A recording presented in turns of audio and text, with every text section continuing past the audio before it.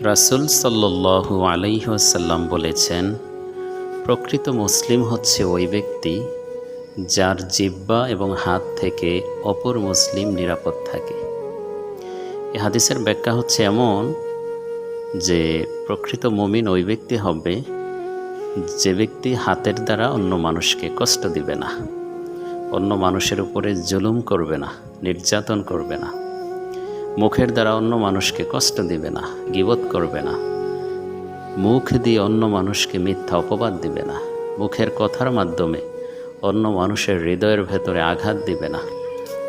রাসূল সাল্লাল্লাহু আলাইহি ওয়াসাল্লামের কথাটা ছিল এরকম, আল মুসলিমু মান সালিম আল মুসলিমুনা মিন লিসানিহি ওয়া ইয়াদিহি। আমরা যদি প্রকৃত মুমিন হতে চাই, প্রকৃত মুসলিম হতে চাই, তাহলে আমাদের জবান এবং হাতকে অবশ্যই আমাদের কন্ট্রোল করতে হবে, নিয়ন্ত্রণে রাখতে হবে।